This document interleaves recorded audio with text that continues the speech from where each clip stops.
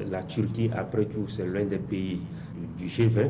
Et quand on parle du G20, le président turc est le premier dirigeant du G20 à avoir effectué ce déplacement sur Lomé depuis quelques années que le chef de l'État, Faure Gnassingbé, est au pouvoir. Donc, vous voyez un peu l'importance de ce déplacement. Maintenant, en ce qui concerne le contenu, ce qui a été dit au cours de ce déplacement ou encore de cette visite de travail. Il faut préciser que nous l'avons annoncé hier que beaucoup d'accords étaient prévus qui devraient être signés, surtout sur le plan militaire, commercial et agricole. Et donc hier, les discussions se sont poursuivies, notamment sur le plan sécuritaire, où les deux dirigeants, Tayyip Erdogan et Faure Gnassingbé, ont jugé qu'il était vraiment important que les deux pays signent un accord de coopération militaire. Et qu'est-ce qui justifie cela?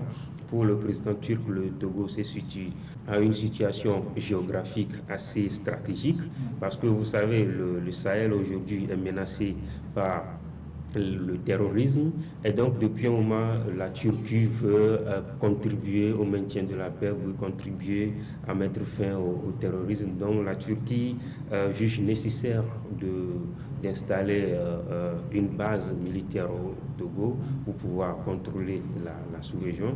Et aussi Faure Gnassingbé de son côté a jugé que c'était important parce que le président togolais disait d'ailleurs que chaque État est amené à être en état d'alerte et surtout coopérer. C'est pas parce que le Togo n'est pas visé par le terrorisme ou encore les terroristes ne frappent pas encore le Togo que le Togo va rester les bras croisés.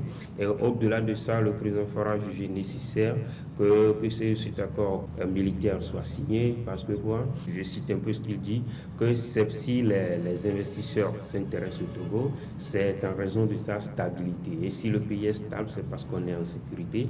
Et donc, c'est une raison de plus de renforcer la sécurité. Maintenant, sur le plan agricole, nous avons la plateforme industrielle d'Atikopé qui est ouverte à tout investisseur qui veut s'installer dans notre pays.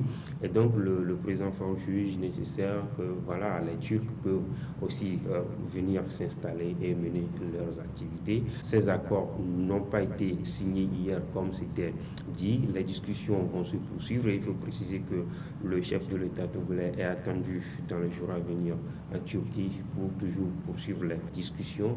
Et donc, d'ici peu, ces accords vont être signés.